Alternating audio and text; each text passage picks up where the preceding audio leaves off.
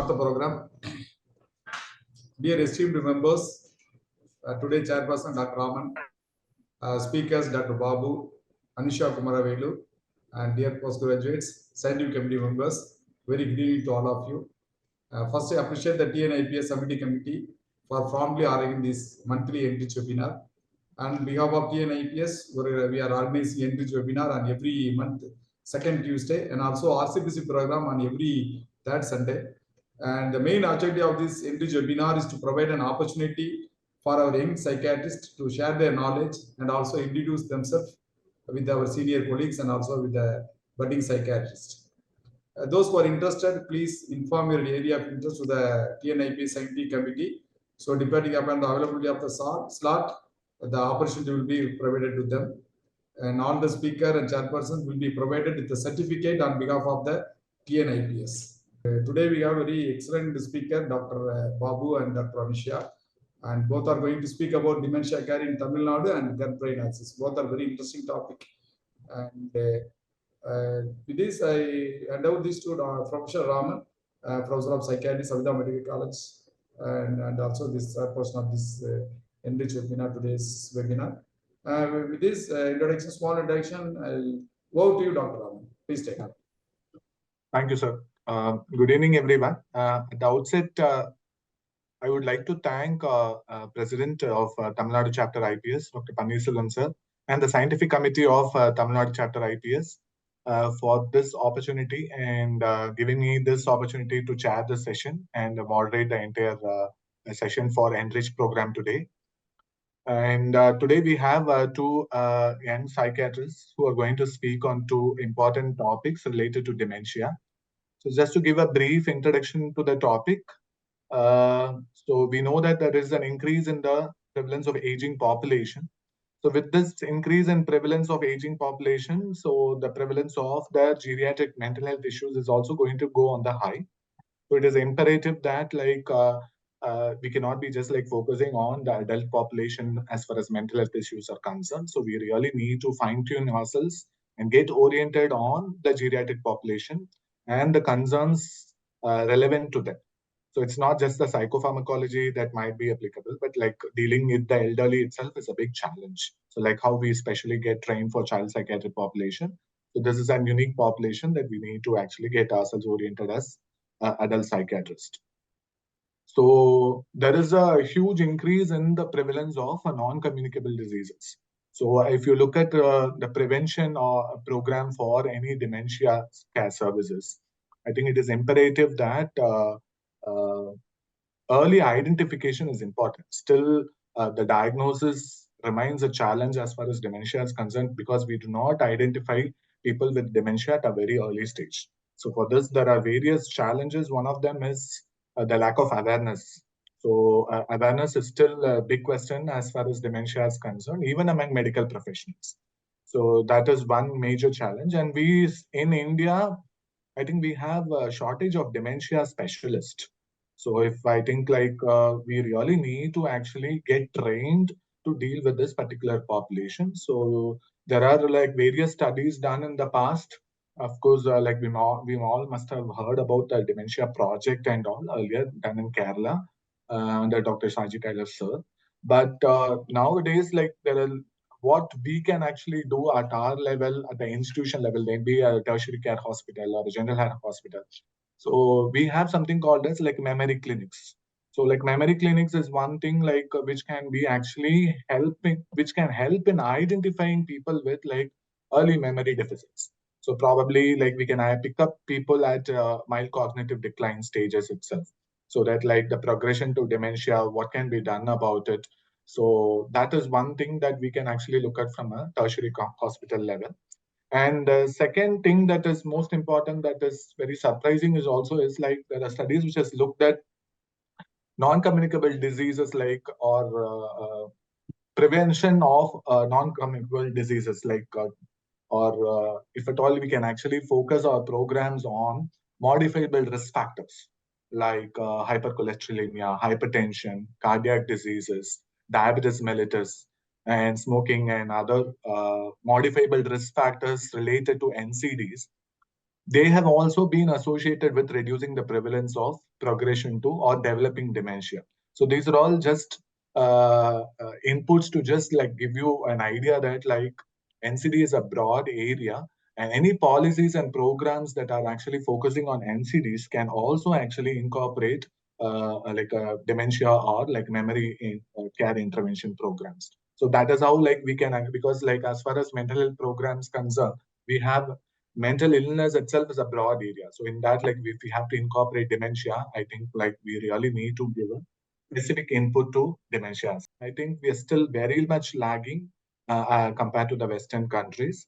And now like we have like a very good speaker who is a part of SCARF, and she will highlight on the services that is available in Tamil Nadu.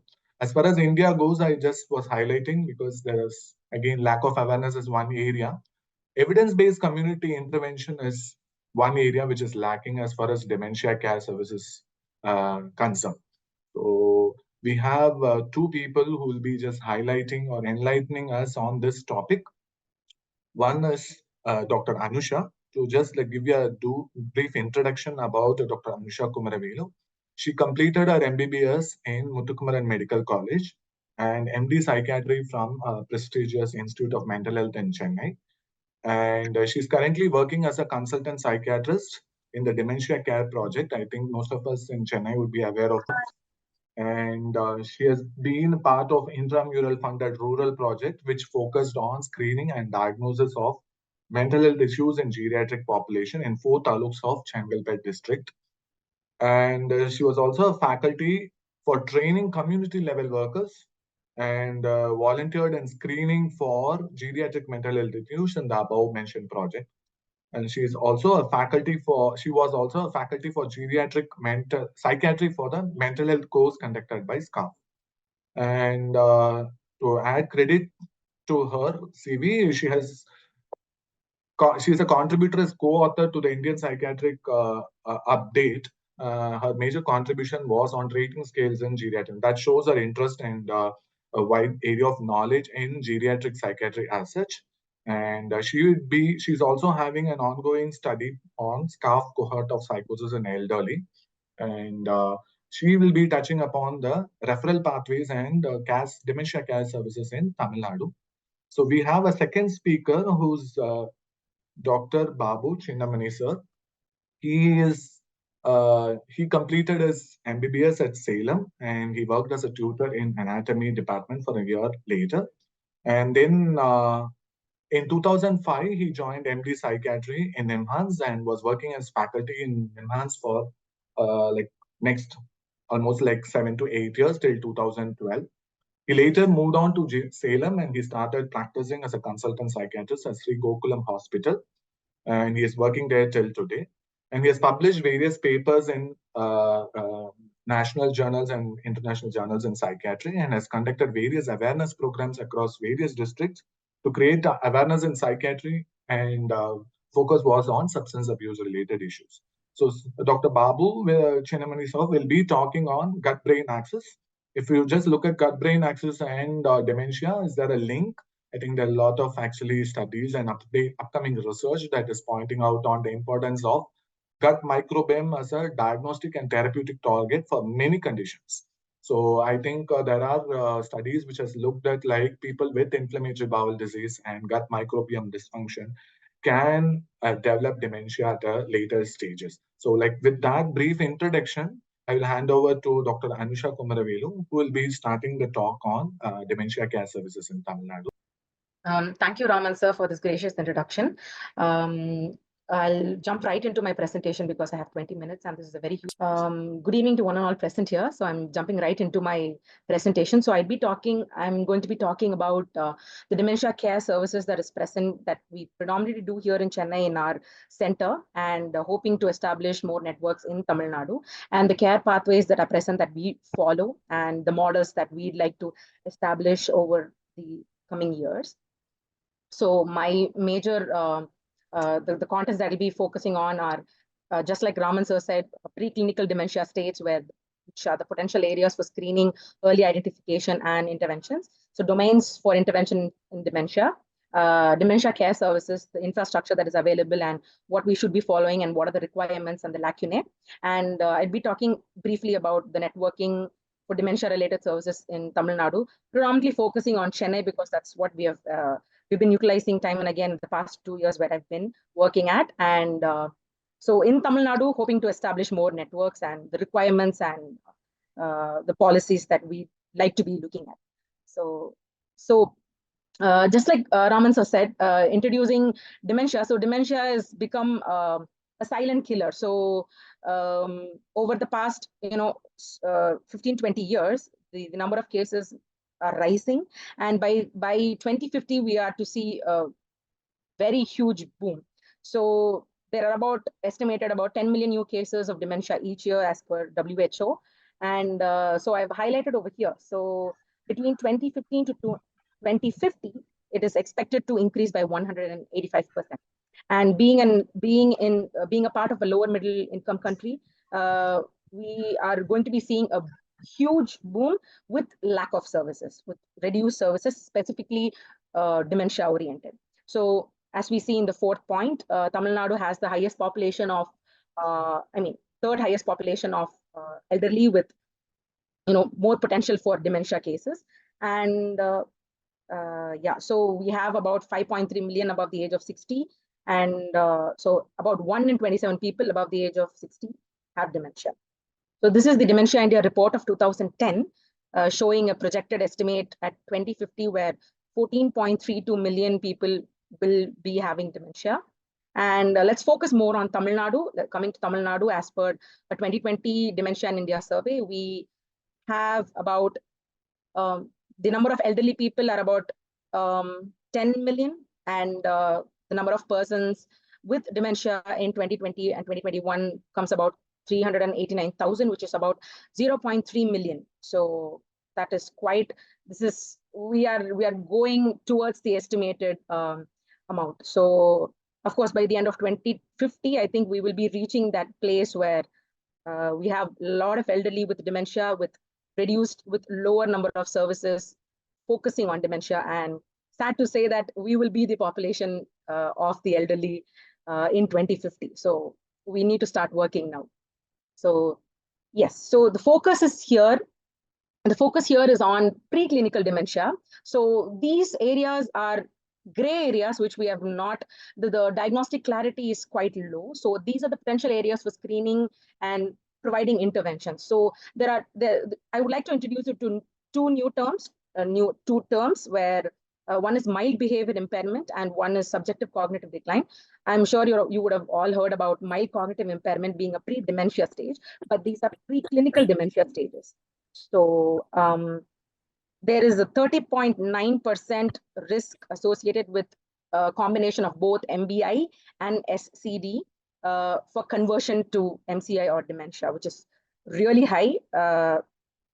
So this is the pre-dementia risk axis. So as I told for the previous slide, we are able to see where the subjective cognitive decline and the mild cognitive impairment are at this X and Y axis, all moving towards dementia, but again, severity and as such, we will have to be taking a look at it. So why this early identification? So we are moving towards an era of disease-modifying agents, such as monoclonal antibodies for dementia. So we have 2 drugs which have been approved by the FDA. One is the aducanumab in June 2021, and the other one is lecanemab in 2023. So both these agents have shown to reduce the amyloid plaque deposition in the brain and reduce the amyloid-related imaging abnormalities. So this can potentially slow down the cognitive decline, but the availability of these drugs and the criteria which needs to be met by people to obtain this treatment lie in the preclinical dementia area. So this is something that is very important, and this can be the area of target for primary care physicians, neurologists, psychiatrists to focus to pick out cases and potentially refer them and educate them about the available treatments. So summarizing on what I've told before, so the cognition and behavior, we have some screening tools. So on a scale of normal cognition to dementia, we have the mild behavior impairment, subjective cognitive decline, and the mild cognitive impairment, which is lies in between both ends.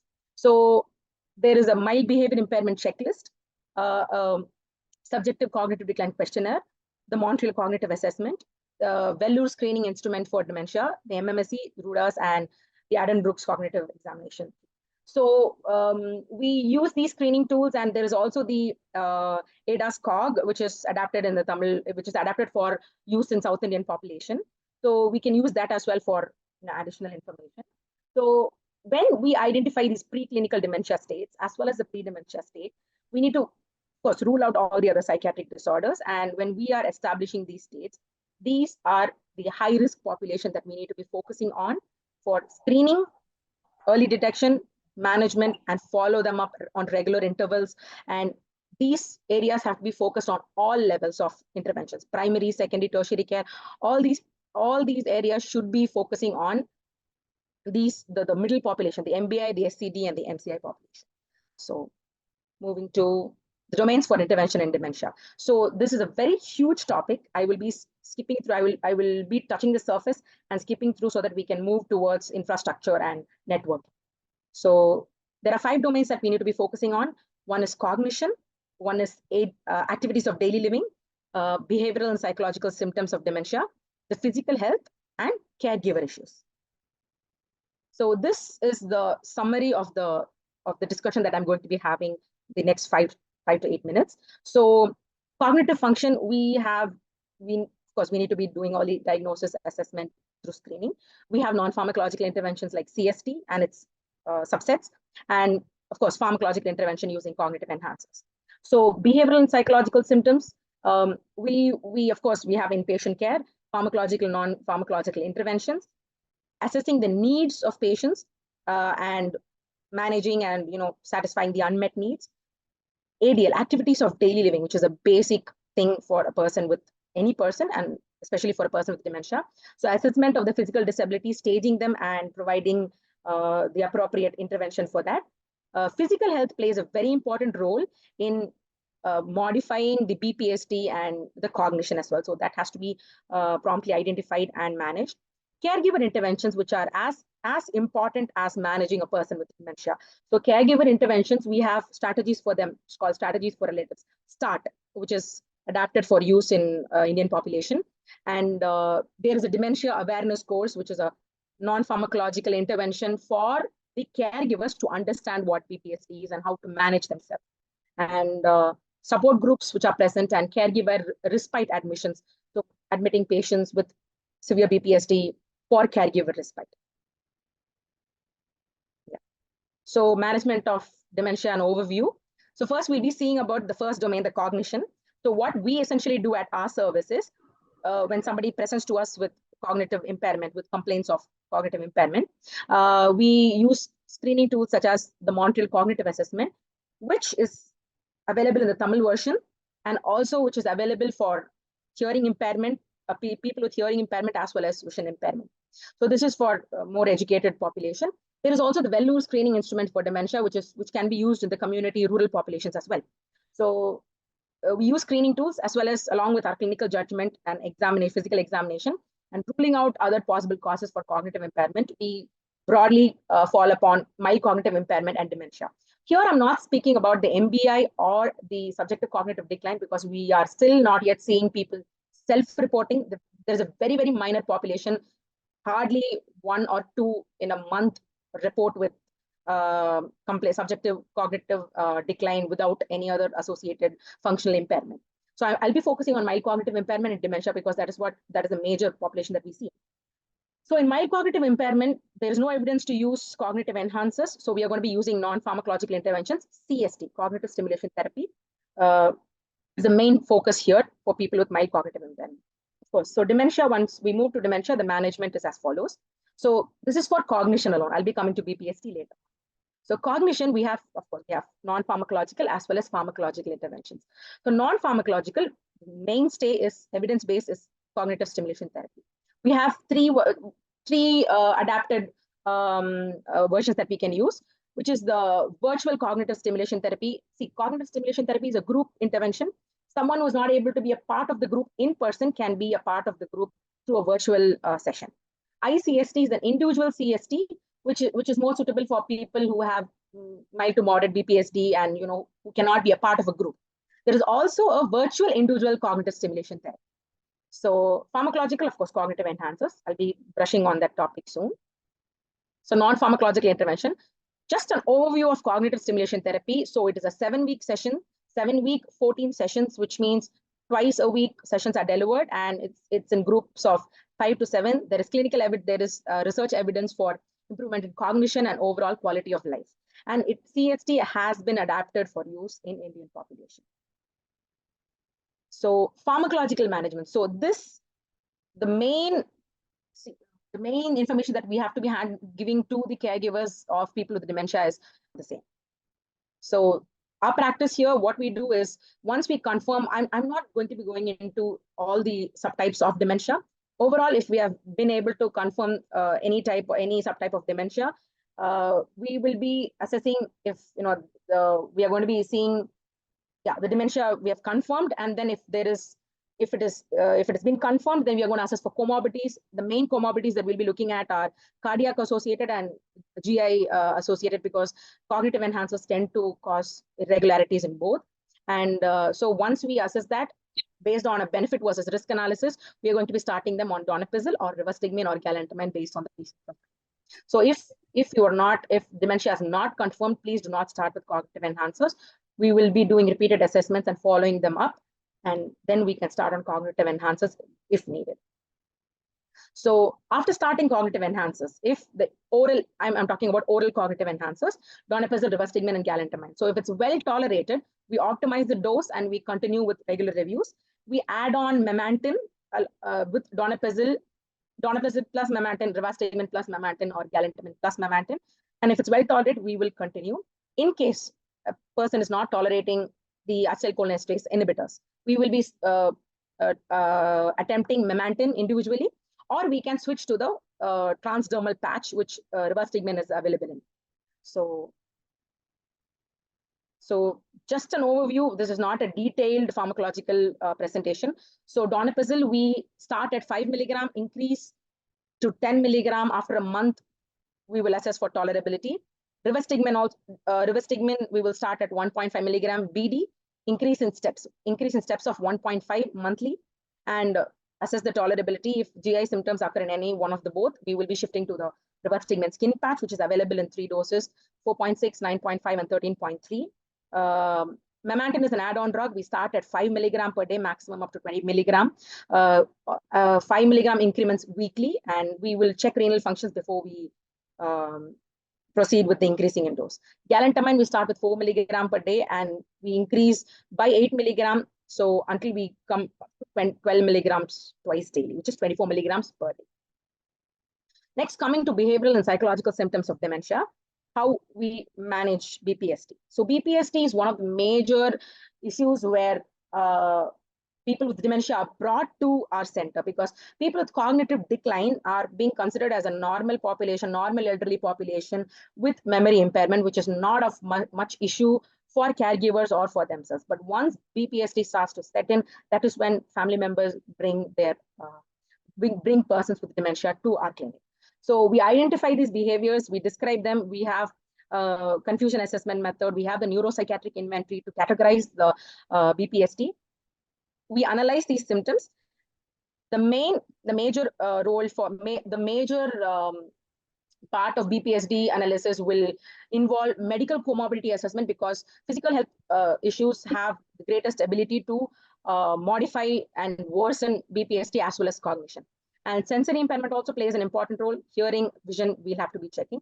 Environmental triggers are very, very important assessments in people with worsening BPSD. So if there is a medical comorbidity, that has to be managed promptly, and the management plan beyond that is always non-pharmacological interventions, provided no imminent harm is present to or by the patient. So I will come to the non-pharmacological interventions later on. So pharmacological, we will be using antidepressant, we have antipsychotics and sedatives as per evidence base.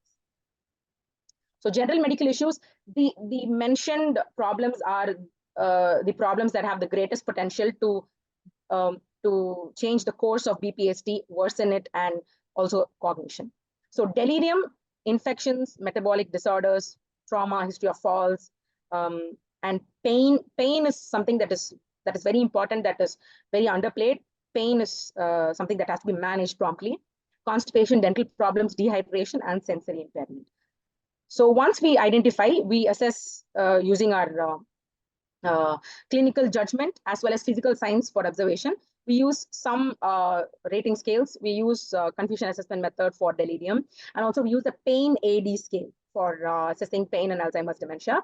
So once we are able to establish the potential causes for BPSD, potential physical health causes, we will be referring for appropriate management. So the main issue that we'll have to be seeing is delirium, assessing through blood investigations or through physical examination, the causes for delirium and manage it. The most common causes that we have seen in our clinic is hyponatremia, pressure sores, and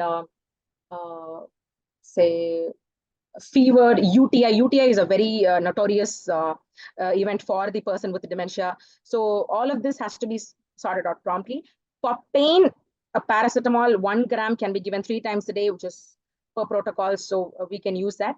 One important thing as psychiatrists we should be taking a look at is the anticholinergic load that we are prescribing to the patients. The most notorious drug is trihexyphenidyl. Of course, I understand the importance of trihexyphenidyl in a younger population, but it is best avoided in an older population. And other drugs that we commonly prescribe for elderly with high anticholinergic load is quetiapine, olanzapine. So all of this has to be given to be prescribed cautiously.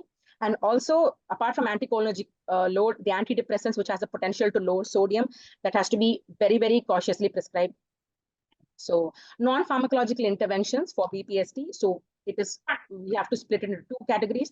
First, we need to be providing interventions for the person with dementia as well as the caregivers. So I'll be explaining about the role of caregivers in BPSD management. So these are the non-pharmacological interventions, all with evidence base for people with dementia.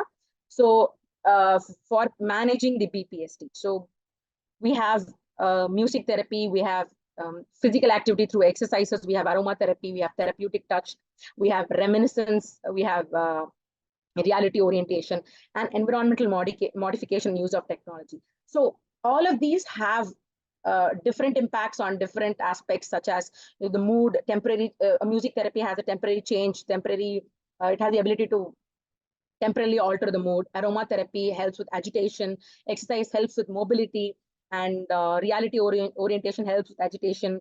And reminiscence, of course, in a care home setup, it has evidence base for providing temporary improvements in the cognitive abilities. So environmental modification still remains a very important part of managing BPSD. Caregiver interventions. So of course, the main thing that we'll have to be providing for caregivers is support and psychoeducation, because the caregiver burden is very high during times of BPSD expression in patients with dementia. So we provide support. We have to provide therapy for them. There is a dementia awareness course that is adapted for use in Indian population, which can be used to provide information to caregivers of people with dementia. And there are a lot of online as well as offline support groups which provide counseling services. They provide group interventions for caregivers of persons with dementia to care for themselves. So this is the dementia awareness course that I mentioned in the previous slide. So it is a manualized 3 to 4 hour course, and it has 3 modules as mentioned. So this is a 75 slide presentation, and that is a template that we can use for local development for use in a culturally relevant population of ours. So pharmacological interventions. So brushing through. So what we do is we assess for imminent risk of harm. So once a person with dementia has expressed BPSD, so we assess the imminent risk of harm. If yes, then we will have to start with medicines. We cannot wait for non-pharmacological interventions. So if there is no imminent risk of harm, we need to explore the physical illnesses, and we need to assess as I mentioned in the previous slides, we need to be assessing the environment. We need to assess if there is any pain that they're not able to talk about. If they are on any if they are having a lot of medicines, polypharmacy, all of that has to be assessed and it has to be altered. And once, if we try to do this and the BPSD is better, we continue to monitor. If it is not better, we assess again. And if the BPSD increases and continues to pose a risk, or if it distresses the patient and caregivers where they ask for management and intervention immediately, we start them on meds. So once when you start them on medicines, so what else do we have to do as add-on? So say, for example, we're starting on an antipsychotic medicine or an antidepressant medicine. So along with that, we have to start optimizing the acetylcholinesterase inhibitors and also memantine. So once we do this, we observe over a period. And if the BPSD is better, we continue to monitor. And if it's not better, we try adding on another medicine such as an antidepressant, preferably SSRI, escitalopram, sertraline. So these are the most commonly advised medicines for elderly. And if BPSD is better, then we try to taper and stop the antidepressant or the antipsychotic. If it is not better, we switch to another class of antidepressant or add on an antipsychotic medicine as per need.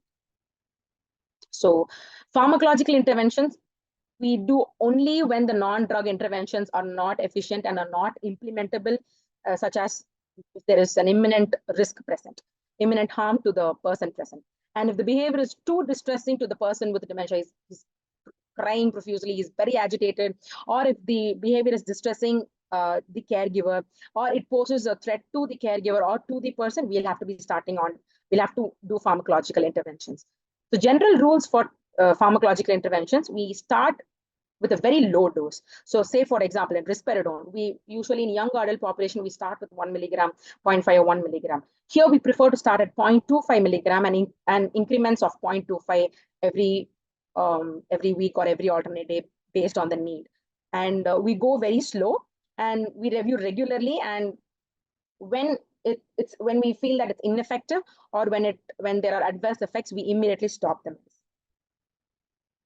So these are the commonly used medicines for managing BPSD. So the antidepressants that are commonly used are, escitalopram, we start at 2.5 milligram, we go up to 10 milligram per day. Sertraline, we start at 12.5 milligram, and we go up to, sometimes we go up to 150, 200 milligrams per day. Trazodone also, sometimes as per need, we start at 12.5 milligram, and we go up to 100 milligram per day. The main things that we'll have to be looking out for here are the antidepressants' ability to lower our blood sodium. So hyponatremia is a very important thing that we'll have to be looking at.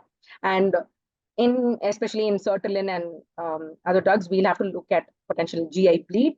And we will have to, of course, sertraline has antiplatelet abilities, so we'll have to be very cautious when using it along with clopidogrel. And trazodone has the potential to cause, we use it for sleep disturbances in elderly where we cannot use benzodiazepines, which has the potential to cause more fall. So in persons, when we use trazodone, there is an ability for trazodone to cause more sedation, which can also, prolong throughout the day. And best avoided is fluoxetine, fluoxamine, and paroxetine. They all have longer durations of actions, and on the long run, they do not prove any benefit. And antipsychotics, so they are modestly effective, majorly used in psychosis, agitation, and aggression. So as I mentioned, risperidone 0.25 to 2 milligram per day. Sometimes in patients who are tolerating, we go up to 2.5 to 3 milligrams. And olanzapine up to 10 milligrams per day. Very cautious about the anticholinergic effect of olanzapine, which has the potential to confuse the person more. And aripiprazole 2 milligram to 5 milligram per day. Sometimes we use quetiapine. Again, we have to be aware of the anticholinergic effects.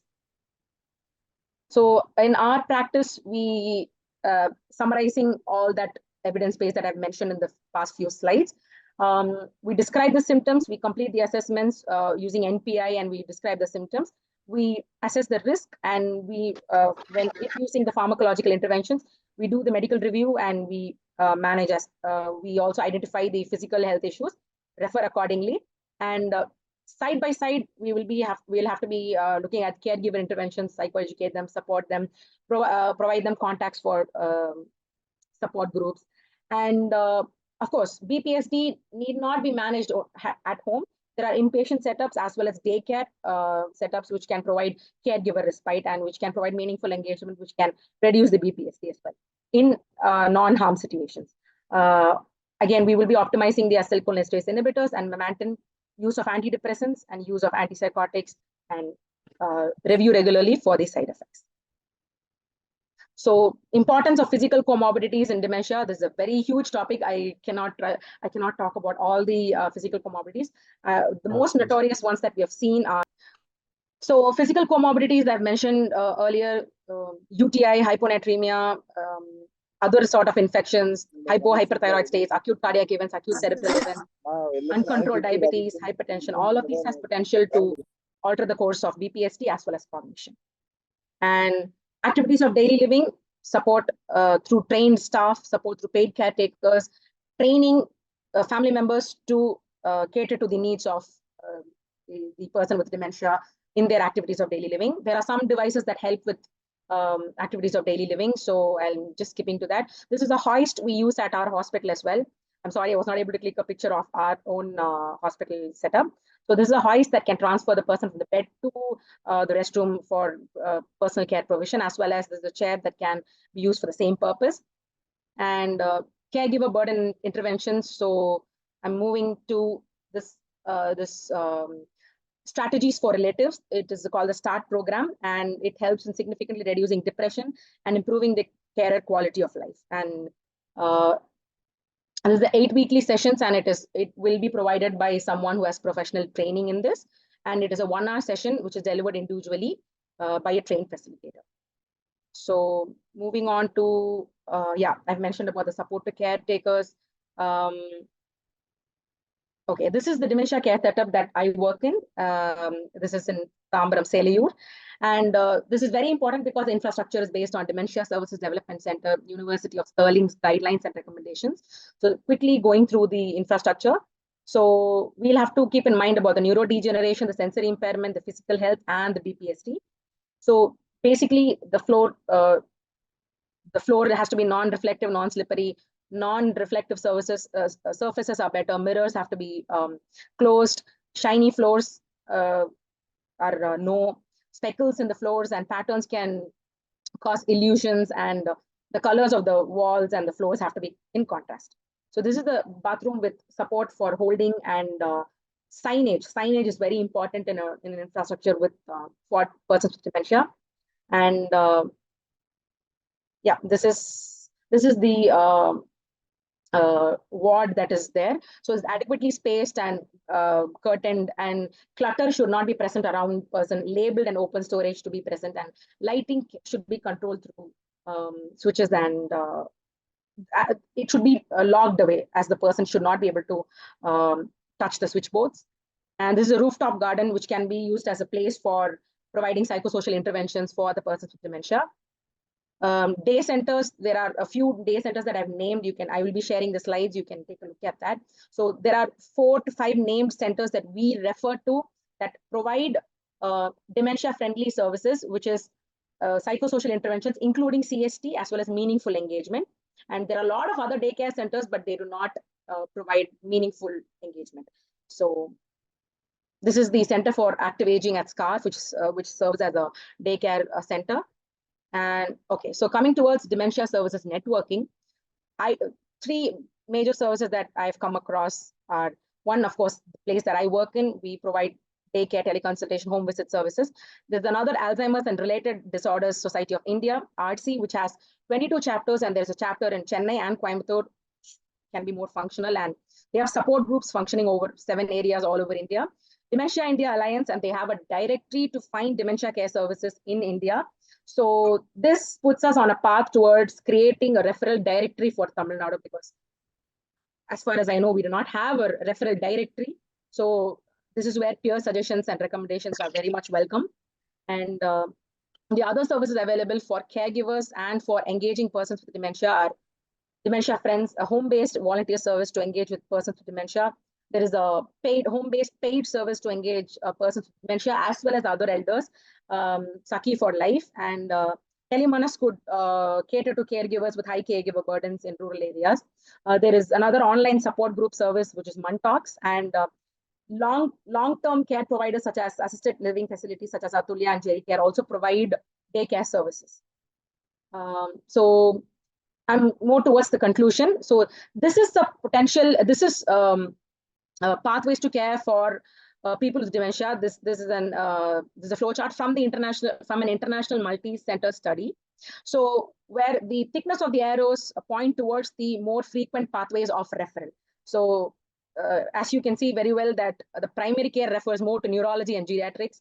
I think this scenario has to change in the upcoming future, where psychiatric referrals also have to be included from primary care. And of course, neurology refers to tertiary dementia care services.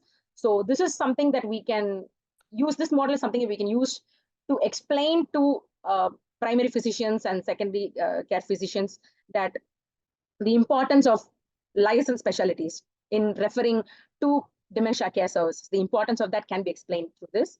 And this is a potential adaptable model that we can use. The center one being a dementia care service, and as Sir said, memory clinics, general practitioners, psychologists providing interventions, occupational therapists, social workers, and home care service providers are the main people who can identify potential patients with dementia and can refer to dementia care services.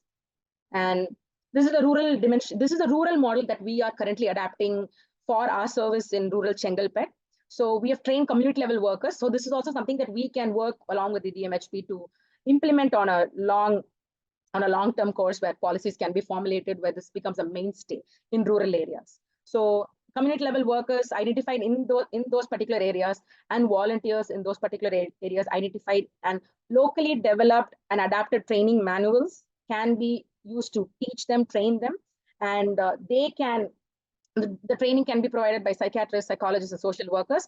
These people can be trained to identify people with dementia in their own community. They can be referred to the primary healthcare centers in liaison with the district mental health program, and of course, cognitive enhancer availability, medicines for managing BPSD availability. So all of that has to be pitched in, and a rural referral directory can be created from this, and diagnosis, confirmation, and management can be done by psychiatrists present in the district mental health program, and they can refer to higher services based on the needs. So follow-up and the future, we can involve these community level workers and the volunteers, where this becomes a regular network in the rural community. And of course, in the urban care and rural care, between this, there is a very huge lacunae. So bridging that should also be one of our priorities. And again, all these challenges are anticipated in providing services, dementia care services. So stigma is one of the main things, and lack of awareness in geriatric psychiatry, where we have been met with hostility from the community while trying to provide services, and deficiency in the trained staff, and the resource gap between rural services and urban services. That's something that we really have to look into. And these are some suggestions from our experience at Dementia, Demcares, and SCARF.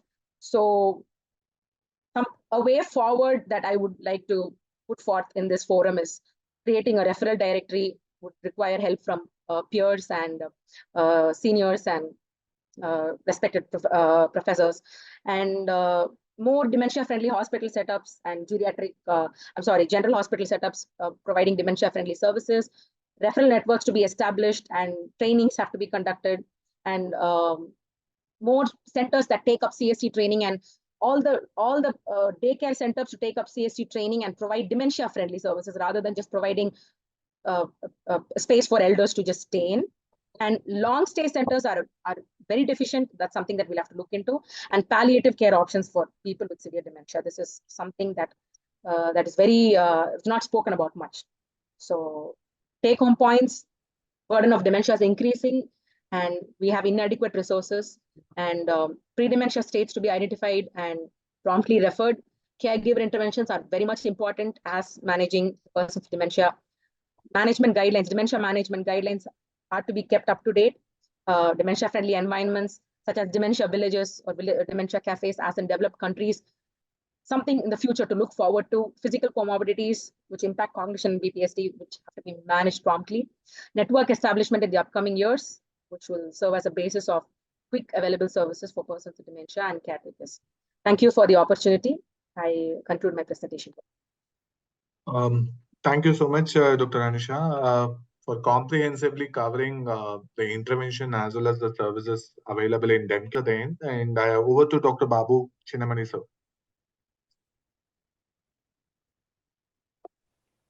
Hello, am I audible? Yes, sir. Yeah, very good evening to all, and thanks for this opportunity. I'll go on to the presentation.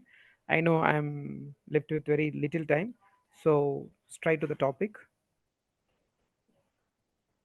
This topic is about gut-brain axis.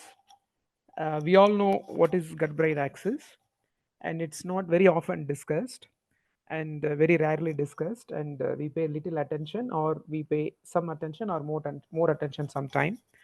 So we'll go through the presentation in this manner. And what is gut-brain axis?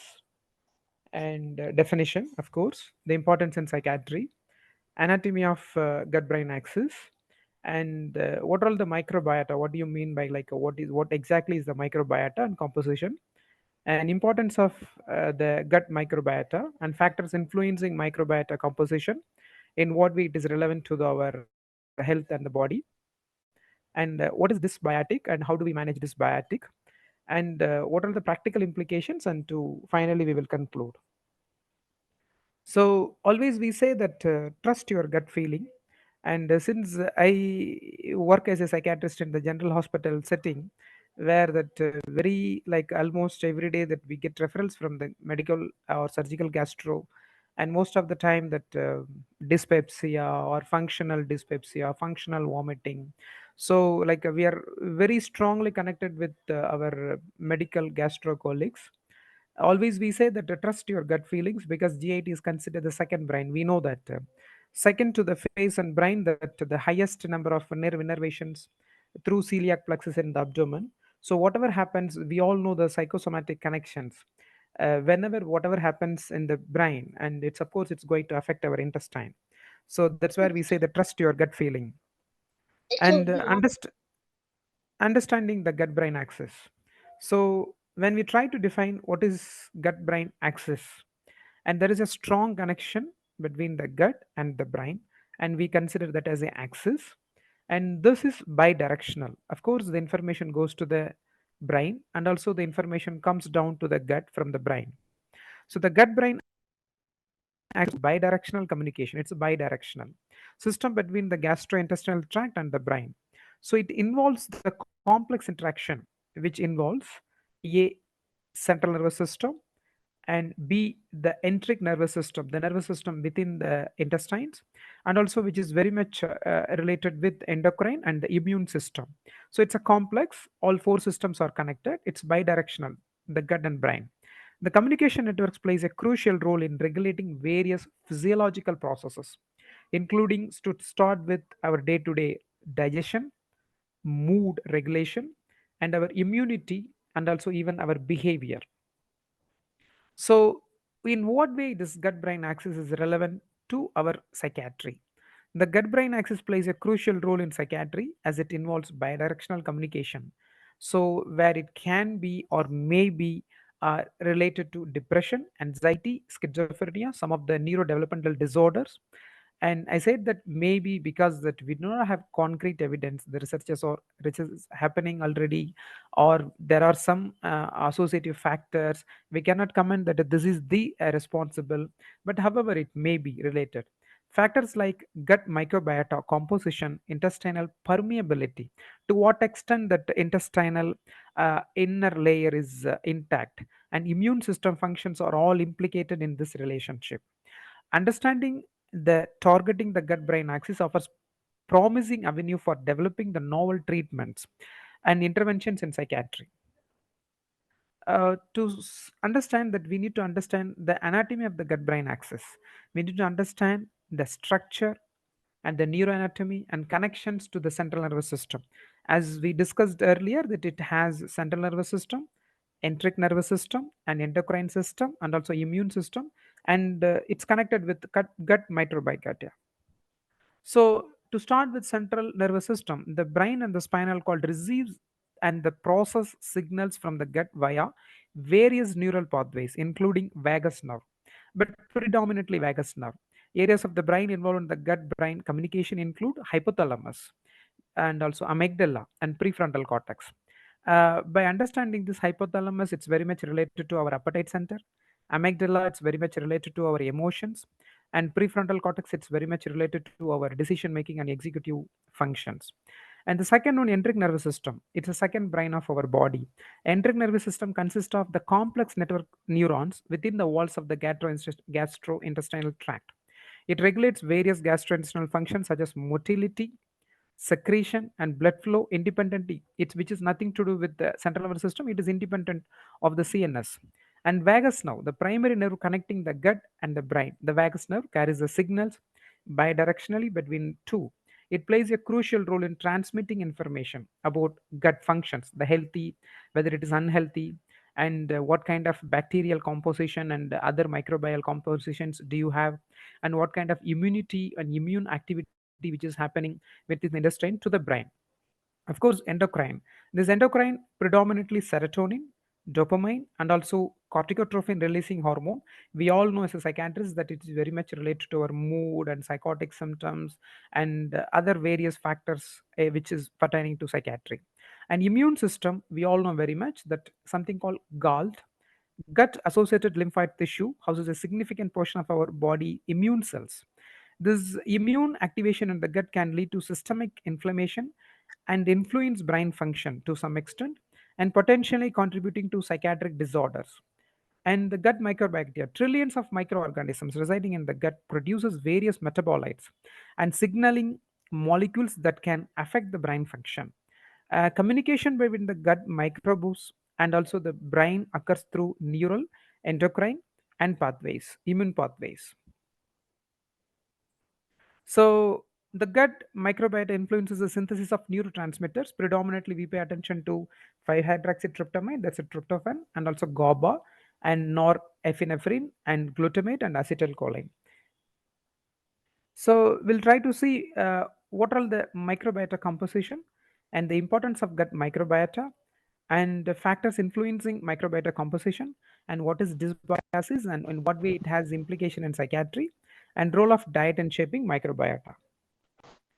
And when we talk about the microbiota composition, in the composition of microbiota, which refers to the community of microorganisms living in the particular environment, can vary greatly depending on factors such as location, where do you live, and what kind of diet you have, and what is your age, and what is your health status. Of course, that what kind of medications you take. In the human gut, for example, the microbiota primarily consists of bacteria, primarily, but also it has fungi, viruses, and other microorganisms. The specific balance of these microorganisms is believed to play a crucial role in the maintaining health and preventing diseases, which is very much important. Advances in sequencing technology have enabled researchers to better understand the diversity and dynamics of microbiota composition in various environments. The human intestine contains diverse community of microorganisms known as gut microbiota. There are few microbes which I would like to highlight. Some of the most abundant bacterial species in the human gut includes firmicutes, bacteroids, and actinobacteria and proteobacteria. These microbes play important roles in digestion, nutrient absorption, and immune system regulation and overall health. So the importance of gut microbacteria, in what way this gut microbacteria, which is relevant to our overall health. Of course, it has the effect on the digestion and nutrition absorption, immune system regulation, and brain health by influence or the production of chemicals that affect the mood and cognition, metabolism and weight regulation through leptin, because it's very much related to, as I earlier mentioned, that hypothalamus and all the prefrontal cortex, and protection against pathogens.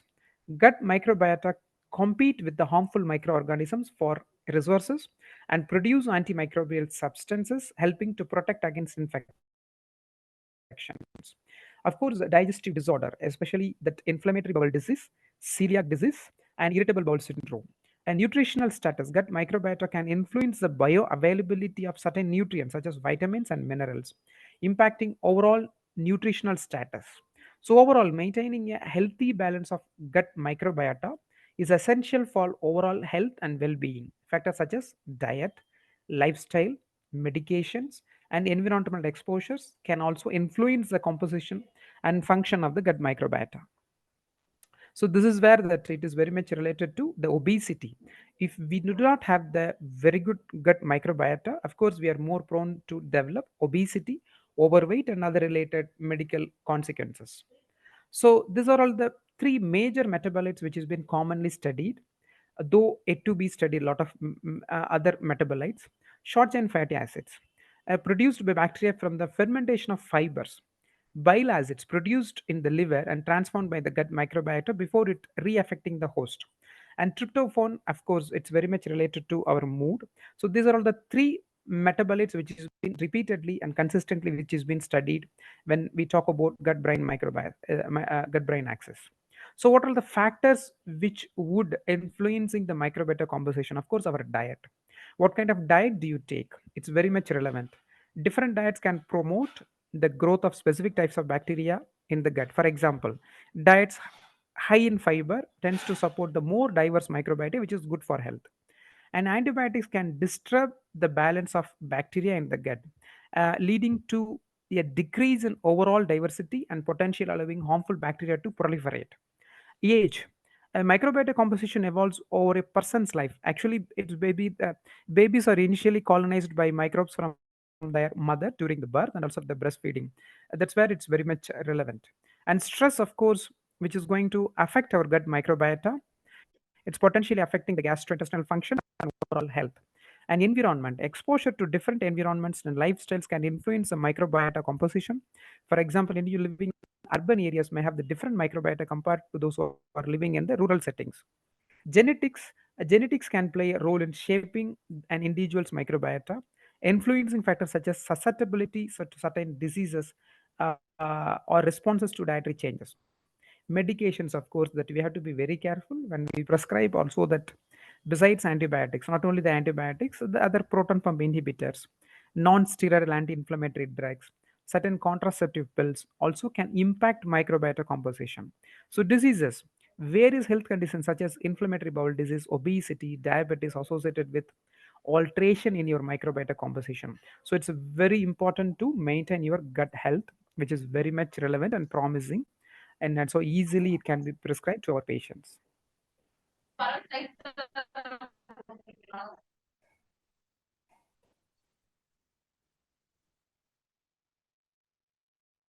Yeah, so which the psychiatric disorders on the gut brain axis, of course, there are many. I've mentioned only few like a depression and anxiety, autistic spectrum disorder, irritable bowel, and schizophrenia, and so on. And of course, that we need to understand that what are the therapeutic interventions we could do, those who have the dysbiotic. And we need to understand what is probiotic and prebiotic and diet and lifestyle modifications. And also, we need to understand what is psychobiotics. So, sorry. When we talk about therapeutic interventions, of course, we prescribe probiotics, prebiotics, antibiotics, and people do talk about fecal microbiota transplantation, though it's not very common in India, and dietary modifications, and even microbial targeted drugs, which is being underway in there are many researchers. So, what is psychobiotic? Refers to live bacteria. That's called probiotic. Other microbes that, when ingested in adequate amounts, can have a beneficial effect on mental health. They work by influencing the gut brain axis, the bidirectional communication system between the gastrointestinal tract and the central nervous system. And also, research suggests that certain strains of probiotics may help alleviate symptoms of mood disorders such as depression and anxiety. So, the probiotic, when we talk about probiotic, of course, that when it's consumed in live microorganisms. Prebiotics is like a food, what the kind of type of fiber which will help. And research actually, of course, that it is very early, and also we cannot comment anything about this. Uh, it's like there are many and plenty emerging treatment modalities. There are only few that we follow, like Otherwise, that nothing that we can prescribe at this point in time except that to give microbacterial solutions or some kind of sachet. And what all the recent research in the gut brain axis has highlighted several important findings. Microbiota diversity and mental health, which is very much it's going to help autistic spectrum disorder. However, it is not very consistent in most of the studies. And also the neurological disorders, of course, it has some, if like where we maintain the gut health, it has some effect in preventing or reducing the Parkinson's and Alzheimer's disease. And immune system regulation, of course, the gut microbacteria has found to modulate the immune system and impacting inflammation levels in the body and potentially affecting the brain functions and behavior. A role in stress response, the gut brain axis is involved in the regulation of stress responses, which bidirectional communication between the gut and the brain influencing the body reactions to stressors. And potential therapeutic targets, researchers are exploring various therapeutic interventions, which is on way, targeting the gut microbacteria such as probiotics, prebiotics, and dietary modifications as potential treatments for neurological and psychiatric disorders. So, emerging treatment modalities for gut brain axis, probiotic can be prescribed, prebiotic, fecal microbiota transplantation, dietary interventions. Of course, mind body therapies like mindfulness, and you can cognitive behavioral therapy by keeping your mind calm or keeping your mind in the very homeostatic level that you can maintain your gut also. And pharmacological intervention, researchers are exploring drugs that targeting neurotransmitters, gut hormones, and inflammatory pathways to modulate communication between the gut and brain. Of course, we all know the vagus nerve stimulation, which helps for sometime the treatment resistant depression. And also, it has relevant because the vagus nerve is the nerve which is connecting the enteric nervous system and also the central nervous system, where the VNS helps to improve the gut brain axis. So of course that at this point in time that we do not have randomized control and all, that we have case studies and animal studies. So practical, of course, that it's very easy to prescribe to our patients to improve their gut health. Patient empowerment, of course, it can be told to every patient, not only psychiatry in general. Self-care, nutritional strategies for mental well-being and lifestyle modifications. And summary, the gut brain axis represents a complex interplay. It's a complex interplay between the gastrointestinal system, central nervous system, and physical and mental health. It's a bidirectional. Emerging research suggests that disturbances in the gut microbiota can impact brain function and behavior and potentially contributing to psychiatric disorders. Uh, Understanding this connection opens up a new avenues for therapeutic interventions targeting the gut, such as probiotics, dietary modifications, and also the fecal microbiota transplantation. Long way to go to understand, which holds promise in the treatment of psychiatric conditions. However, further research is needed. So, thank you very much for the opportunity. Thank you. Thank you so much, Dr. Babu, so for taking us through the neuroscience of psychobiotics and giving us an orientation on the gut-brain axis. So for Thank you very much, sir. yeah, so for want of time, I think we'll just have some two or three questions actually. Somebody has asked about the treatment options for irritable bowel syndrome. Yes, sir. So, irritable bowel syndrome, to be honest, it's a very difficult to manage. We all know that. Even gastroenterologists are suffering, actually, to some extent. Whenever we talk to our friends, medical gastro or surgical gastro, and their energy, which is being sucked by IBS and other functional dyspepsia. Of course, that there are many. Of course, most of the time that they refer the patient to us. So to start with, actually, what we prescribe actually, which is easily available at home, Paraya Sadam, sir, that is the best treatment from our. To be honest with you, I practice and most of my patients. And if suppose they are diabetic and without the rice, just take the water. It's a very good. And புளித்த மாவு and ஒரு நாளைக்கு ஒரு ஸ்பூனாவது புளித்த curd, which is actually very very easily available. நம்ம பாட்டி தாத்தா என்ன சொல்லி கொடுத்தாங்களோ that we follow, that we can have a very good gut brain health, sir. And of course that we can talk hours together about various research and everything. What is easily available at home, what is easily can be taught to our children, to our patients, தயவு செய்து, if you are like not a diabetic, தயவு செய்து பழைய சாதம் சாப்பிடுங்க காலையில, coffee tea குடிக்காதீங்க, and take care of your health. and take care of your gut. Like by taking care of your gut, you can maintain your because of course the body is accumulation of food, and the mind is accumulation of thought process, and what you eat, what you become. So you eat sensibly, consciously, then you become a nice person, like Dr. Panir Selvan, I guess. Thank you. Sorry, I love Thanks. Dr. Panir Selvam. That is the reason I said. Thank you for that practical tip. Actually, that's more Yes. important because I think research is one thing, but many times like we struggle actually dealing with patients in a more approachable, or in the clinic, it is very difficult to actually approach some difficult patients where practical tips actually helps a lot with experience. So thank you for that actually. But for people who are postgraduates, maybe they can just look at something related to. Of course, CBT is one thing that is being talked about for non-pharmacological management for IBS, and there are like gut-oriented hypnotherapies that has been like researched actually. So gut-targeted hypnotherapies can actually help patients with irritable bowel syndrome. So there are a lot of drugs, but I think like research evidence is like very less. Like if you just like look at antidepressants itself, based on the type of the irritable bowel syndrome, you can actually choose the SSRIs or tricyclic antidepressants. You must have heard about levosulpiride. That's one drug like which can help some patients with like IBS. Maybe you can just look at the research for these drugs and non-pharmacological management. For Dr. Anusha, can you just share some? I do not understand the question. Community level training more manual. So dementia community level, actually there is one in development right now with the project that I'm doing. So we have come up with community level training manual. The translation has been done, and we're trying to implement it in the rural service right now. So we will be writing it up sometime soon. So it'll be available for use in the near future. And CST techniques that can be recommended to OP patients. So the CST is based on 14 individual sessions, and there is a manual that you can look up, and you can so when all the CST sessions are based on for example, one is based on reminiscence, one is based on physical activity, one is based on group discussion, and one is based on music, one is based on touching things, sensory. So all of this, they can day-to-day activities. What they can do is sensory stimulation. Say, for example, the first thing that everybody can do is they can walk. People who are they have MCI, so I'm assuming that they'll be able to walk well. So 15 to 20 minutes of walking and mild exercises definitely can help improve their mental state.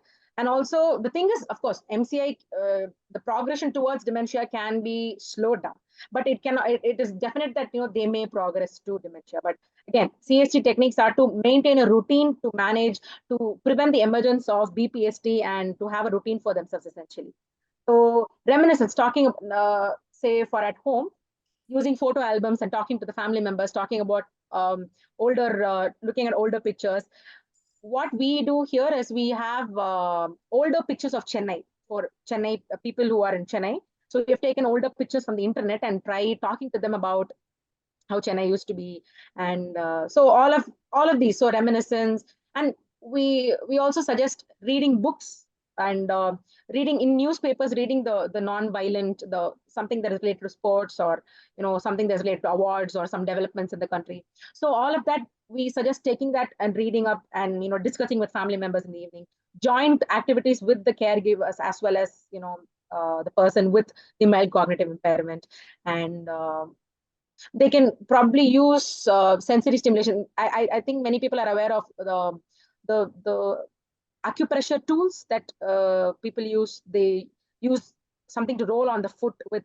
So they are all sensory stimulants. So I think a lot of these can be implemented in day-to-day activities at home. So if for further techniques of CST, I think the manual will be really useful, and to compare it with day-to-day activities that we do and implement it in our lives.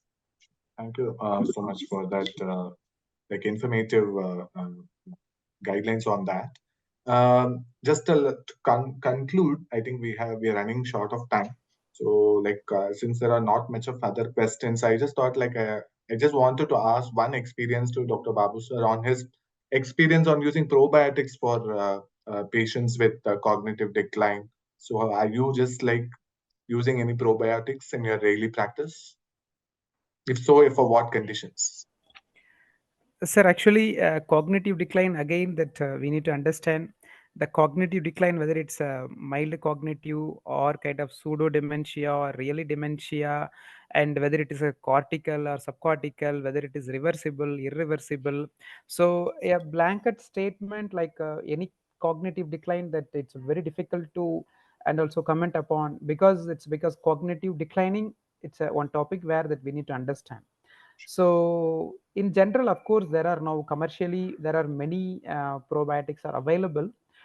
Since that I like believe that adding like 2,000 3,000 per month to them at this point in time, it would not be appropriate. Of course, it's commercially available, we all know.